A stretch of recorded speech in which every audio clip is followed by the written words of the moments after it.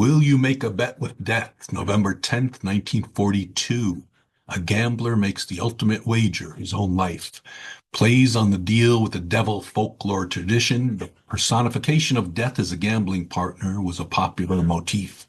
It explores the psychology of compulsive gamblers who can't stop even when stakes are fatal. This sounds like a good one.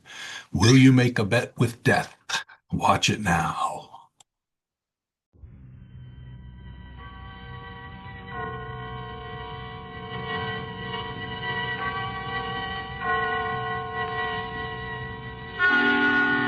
Suspense.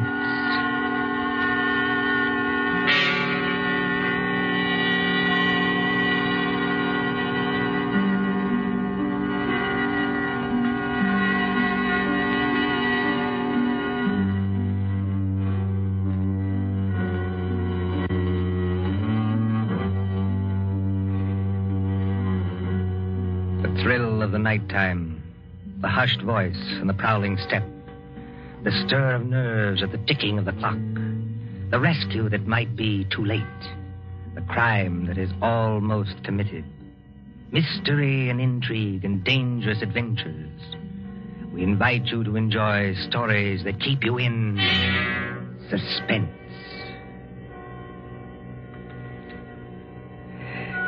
Can a man stake his life against $25,000? Can another and cleverer man track him down like a hunter, stalking his prey and kill him within 5 hours? Can you make a bet with death and win? For Suspense, tonight we present Will You Make a Bet with Death by John Dixon Carr.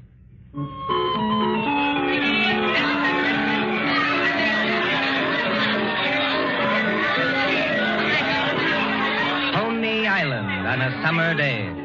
There's the beach, bright-colored with bathing suits. There's the boardwalk, all straw hats and summer dresses.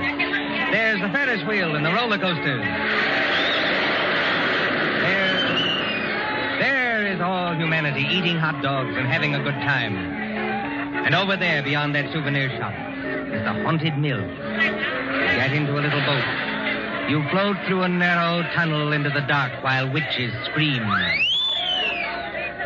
But that fools nobody, does it? There couldn't be any real terror, could there?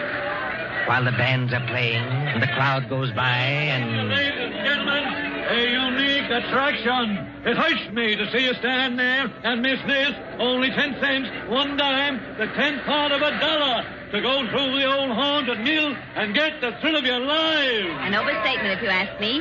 1 ticket, please. Did you say 1 ticket, lady? That's right, 1 ticket. What's the thrill? Beg pardon, lady? I said, what's the thrill? Lady, the gals who come here with their boyfriends don't have to ask that. 10 cents, please. This way and mind the gate. Thank you. Step right up, ladies and gentlemen. Get your ticket for the old haunted mill where ghosts will walk and corpses... Give me some tickets. Hurry. Just a minute, young fella. I know you want to get into the old haunted mill, but there's plenty of time. How many tickets? I don't know. You better give me 10. 10 tickets. Do you hear that, ladies and gentlemen? Here's a young fella who likes the old haunted mill so much he buys 10 tickets. Don't call everybody's attention. Listen, I've got a better idea.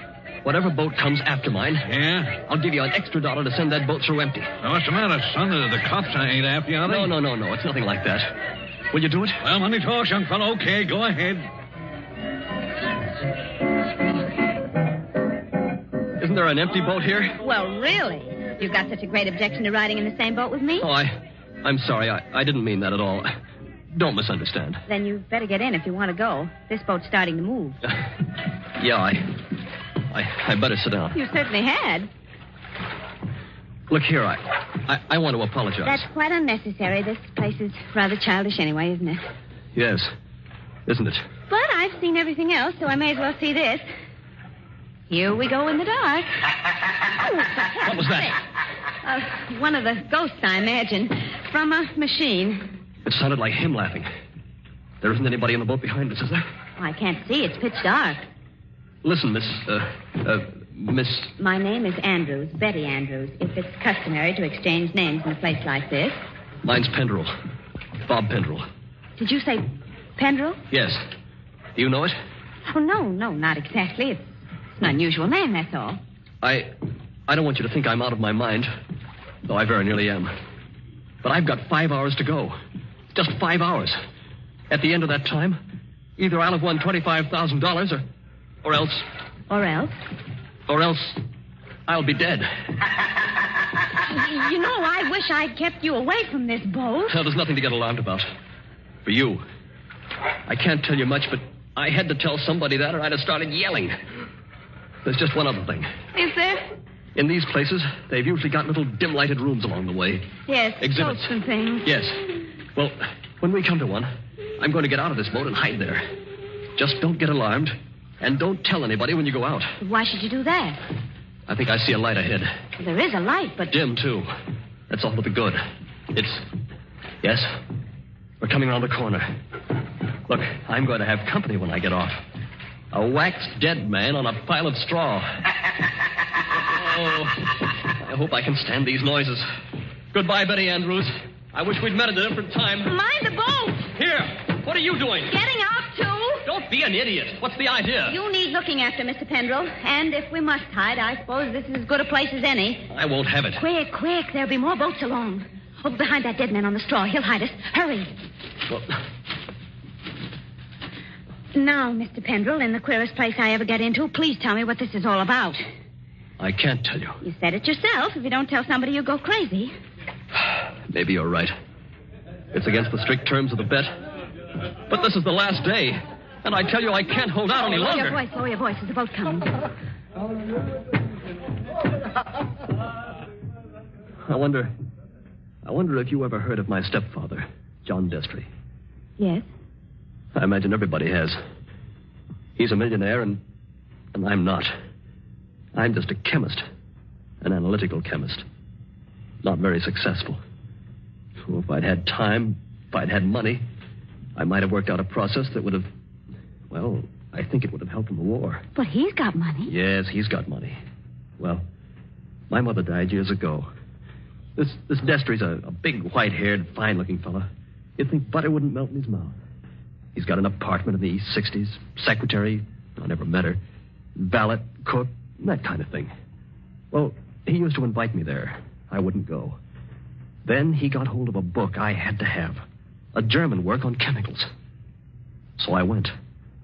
After dinner in that study of his, over the brandy...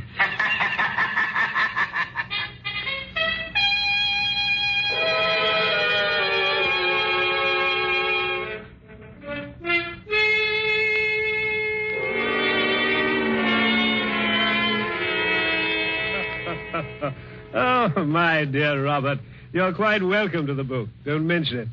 Oh, what do you think of this brandy, by the way? It's excellent, thanks. Yes, I thought you'd like it. And now that we're all relaxed, comfortable after dinner, tell me something. Yes, Mr. Destry? You hate me, don't you? Frankly, I do. And always have. Good. Then you'll be relieved to hear I've always felt the same about you. But tell me something else. Did you ever know me to break my word? No, I never did. I'll give you that. I asked you, Robert, because I want to make a little bet with you. That is, if you have the nerve, which I doubt. Well, I'm afraid I can't afford to make bets. You were always careless with money, Robert. Well, I've been thrifty. I saw that when your mother was alive. But you can afford to make this bet. Look here, in my desk. Well? $25,000, Robert. $25,000 in 5 $100 bills. And what would I have to bet against that? Your life. What? My life? There's the money in the drawer. Look at it. What wouldn't you give for that money? What wouldn't you give to have it for this precious work of yours that you're so fond of and that you've failed in miserably? So far I've failed, yes. Oh, I've had a fairly good life as lives go. My heart isn't as good as it might be, but the doctors say I'll last a little while yet. But before I go, there's one pleasure, one little exquisite thrill for me to experience. I want to commit a murder. Yes, I said a murder. My bet is that I can kill you within 6 months, and that you can't stop me. and that I'll never be punished for it. What do you say? Yes or no? I believe you mean that. Of course I mean it. And just how would you propose to kill me? Ah, that would be telling. You know, if I had time to think this thing over... There's no thinking it over. Now, yes or no? Yes. You must need the money badly, Robert. I do need it. But oddly enough, Mr. Destry, that isn't why I'm doing this. No? No. I want to show you can't play the Lord Almighty and get away with it. Are you challenging me? Yes. You don't think I can do it? I know you can't. We mustn't get excited, Robert. There will be conditions to the bet, you understand? What conditions? First of all, you'll never mention this matter to anyone. All right. That seems fair enough. You'll remain within the city limits of New York for 6 months. You'll spend at least 1 hour of every day walking the open streets alone. All right. You'll spend at least 1 hour every evening in your own room alone. I may come to see you, or I may not. Trying to scare me already, are you? Finally, you'll write out a little note and give it to me. There's pen and paper on the desk in front of you. Write it now. Let's hear what I have to write before I do anything like that. You will write, I am a failure. You can't stop harping on that, can you? I am a failure, and this was the only way out. I wouldn't have done it otherwise. A suicide note? Yes. I intend to use it when I, operate. And if I won't write it? Then there's no bet. All right, I'll do it. It's now, let's see, 9 o'clock on the night of January the 10th. If you're alive and not in a madhouse... Does that go into the bargain, too? Yes. At 9 o'clock on the night of June 10th, given those conditions, you will receive $25,000. Can't you hear the dice rattle, Robert? You're playing with death now. I know it. Aren't you going to finish your brandy? No, thank you. Oh, then pour it back into the decanter. You heard me. Pour it back into the decanter. If you were as careful as I am, you wouldn't be where you are now. That's right. Always be thrifty. I can promise you, by the way, that you'll always be perfectly safe as long as you're in this apartment. But that's the only concession I make. I notice your hands are steady at the moment. I wonder what they'll be like a month from now.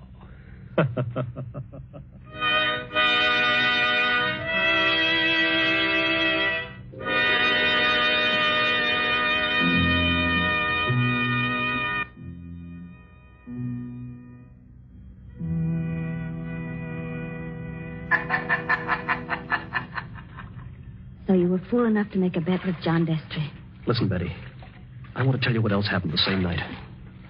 I got on a Fifth Avenue bus and started to look through that book that Destry gave me. It was a book that I wanted about poisons. Well, just as I opened it, I felt something sharp prick my fingers. I looked down, and my hands were covered with blood. He had sewn safety razor blades in a line down the inside edge of the cover. Oh, no. Yeah. A little white card fell out of the book, and I read it.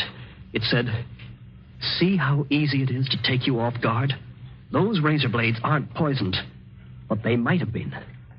Take warning." Betty, that was 6 months ago. 6 months less 5 hours of careful, refined torture. And now, I've got only 5 hours to go. What's he done in the meantime? Nothing. Nothing. I don't understand. Nothing at all. That's the cleverness of it. He's left me waiting. Expecting something. Expecting it every hour of the day or night. Once at the laboratory where I work, I opened a box that I thought was from a chemical supply house. And a Mexican tarantula, one of those furry spiders about as big as your fist, ran out across my hand. It was a toy tarantula. He enclosed a card, asking whether I didn't admire it. Bob, this can't go on. I used to think I didn't have a nerve in my body. I could hold the test tube at arm's length absolutely steady for minutes at a time. Now look at me. Don't, please, don't. But the waiting's almost over now. Walking the streets, wondering who's behind you. Sitting alone at night, listening for every step on the stair. He's got very little time left now, and he's got to do something. The question is, what's he going to do? Well, maybe he doesn't mean it. Maybe he's only doing it to scare you. And lose all that money? Oh, you don't know my stepfather. Listen. Huh? I don't hear anything. That's just it. There's no sound of running water. The boats have stopped. Then we're all by ourselves in here. All with him. Yes. Oh, Lord, how I wish I hadn't gotten you into this. Oh, I'm all right. Or at least I think I am. I thought I saw him in the crowd outside, but I couldn't be sure. I'm seeing him everywhere. Now, Bob, just a minute. Just tell me one more thing. Did you ever see Mr. Destry, I mean face to face, after that first night? Oh, many times. He came to see you? He came to my laboratory once, yes, but mostly I went to see him. And why? Because it was the only place in the world I could feel safe. He's promised that nothing should happen to you while you were in his apartment. Don't you see it was part of the torture? Night after night he'd invite me, and I'd go. Right up until last night. Last night. We were in that study of his, with the devil masks on the walls. And he was sitting behind the big mahogany desk.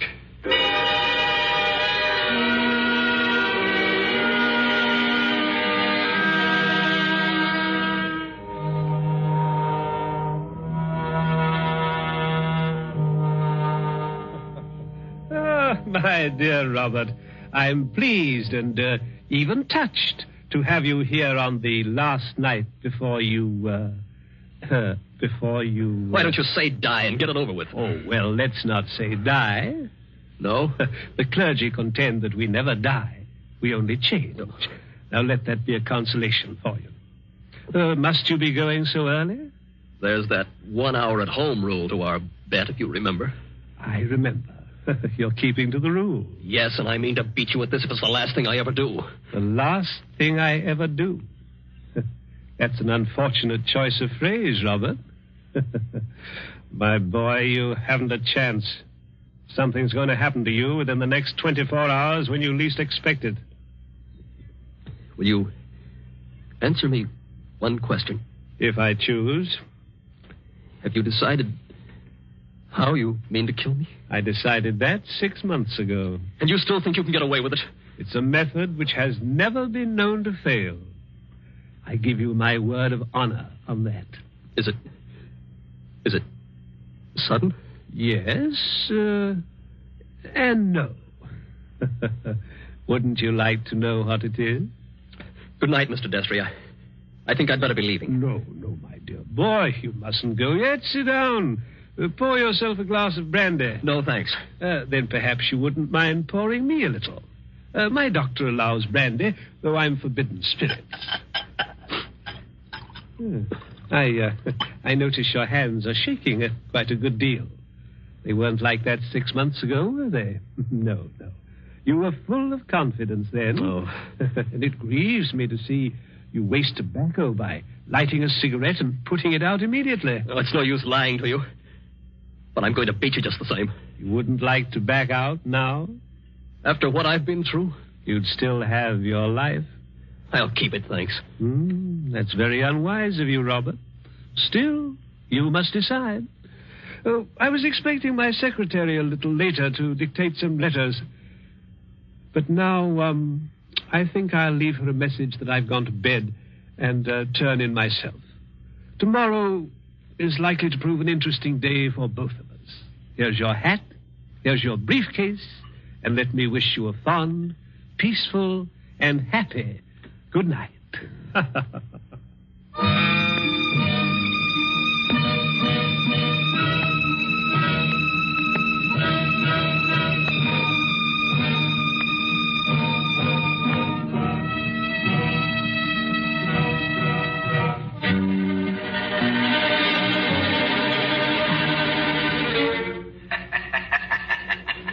That was last night, Betty. I said I had 5 hours to go. It's less than 4 hours now. If I can keep away from the old devil until 9 o'clock. I wish those boats would start running again. Why? Because it's almost as spooky in here as a real old mill. I know. Even that wax dummy on the straw. Any minute now. You're expecting to see him move? So am I. Now, don't stand up. It doesn't matter. If the boats aren't running, we can hear anybody who comes along. I hope so. Do you think Destry's got in? Bobby can't have got in. He can't even be here. Why not? Because Mr. Destry told me... Mr. Destry told you? I'm his secretary. You know, Betty Andrews, I'm sorry it was you who did this. Did what? You can't guess, can you? Oh, Bob, I didn't come here to trap you or spy on you. If that's what you're thinking, I swear I didn't. No. You only got me to tell you the whole story and lose my bet. I haven't heard a single word you said. Bob, please believe that. He didn't send you here, of course. No. And of course you never saw me at his apartment last night. No, I swear I didn't. I got there late. He'd gone to bed. I didn't even take off my hat or gloves before I left again. Don't you understand, Bob? I hate him, too. I want to see you beat him. You've got to beat him. You mean that? Look at me and see if I mean it. Betty, I almost believe you. You must believe me. And Anything else? we better hide behind that dead man in a hurry. Those boats have started up again. I wish I could tell you, Betty, what that means to me. Come on, hurry. Wait a minute, you two. What? Stay just where you are. Where's that voice coming from? Along the tunnel, I think. But it's not Destry's voice. No, it's a man standing up at a boat. He's coming around the corner. I can see him now. Hurry. The old haunted mill, eh? My golly, if this ain't some place to make a pinch, I never heard of one. What do you mean? Make a pinch? Just what I said. Your name, Robert Pendrell? Yes. Who are you and what do you want? Police headquarters. You're to come along with me. I want to see you over in New York. About what? I wouldn't know, lady, but it might be about the murder of John Destry. Oh, no. Did you say the murder of John Destry? That's right.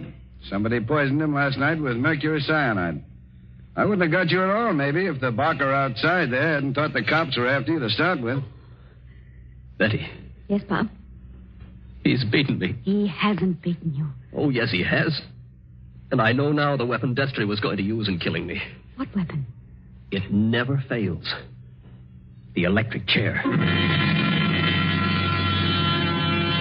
You mustn't talk like that. Don't you see? He never once intended to kill me in the way I thought. Are you coming quietly, Mr. Pendrell? Just a minute. He's poisoned himself. But he's left evidence to show I did it. He's killing me the worst way possible. He's won the bet. The money doesn't matter now. If I'm in the death house for murder, what use have I got for all the money in the world?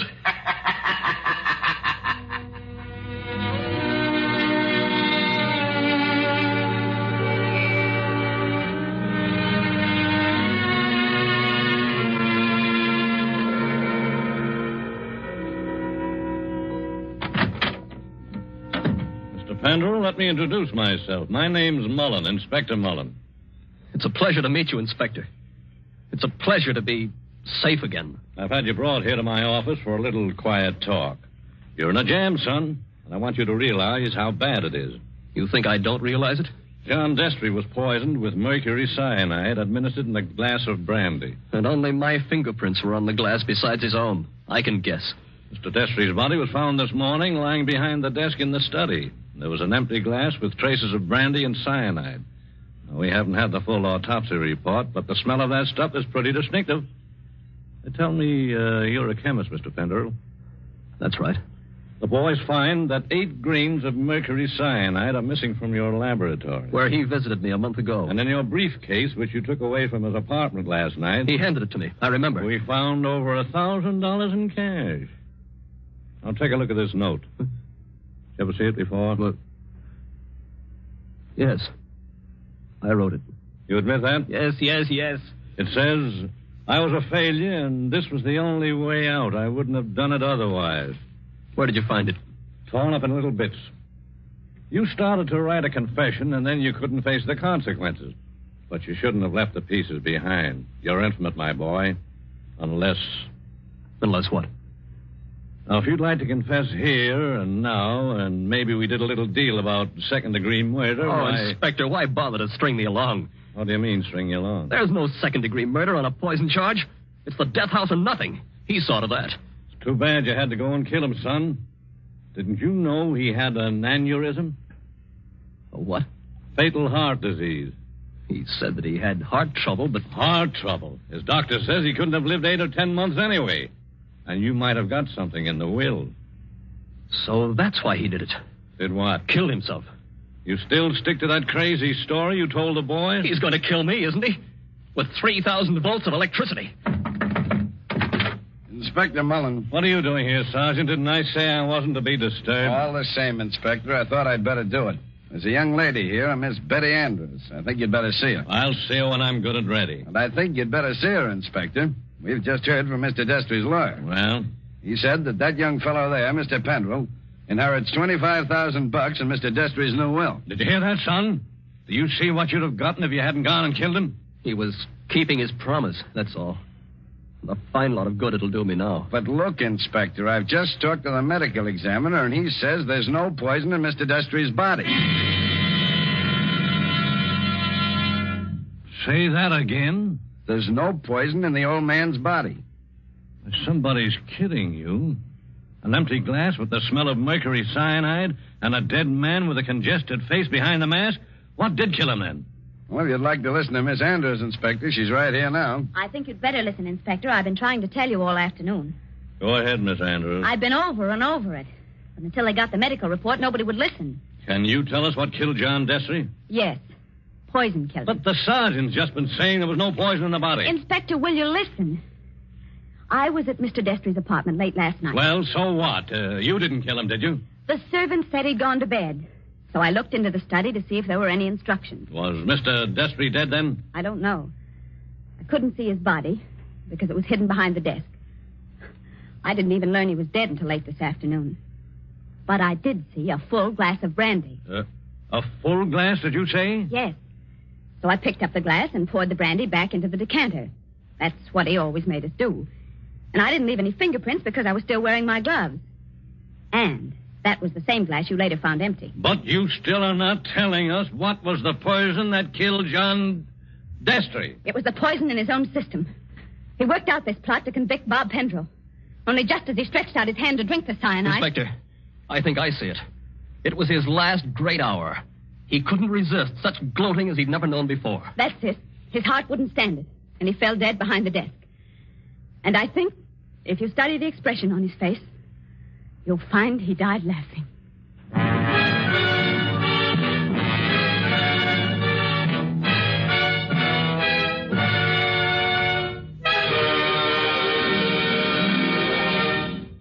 And so ends Will You Make a Bet with Death? Tonight's story of Suspense. The part of Bob Pendrell was played by Michael Fitzmaurice. Betty was played by Leslie Woods. John Destry was played by Nicholas Joy. And in supporting roles were Ted DeCorsia and Charles Slattery. Again next Tuesday at 9:30 p.m. Eastern Wartime. A story dedicated to the thrill of the nighttime, the hushed voice, and the prowling step. Another adventure in Suspense. William Spear, the producer, Mark Slobe, the director in the absence of John Dietz, and John Dixon Carr, the author, are collaborators on Suspense.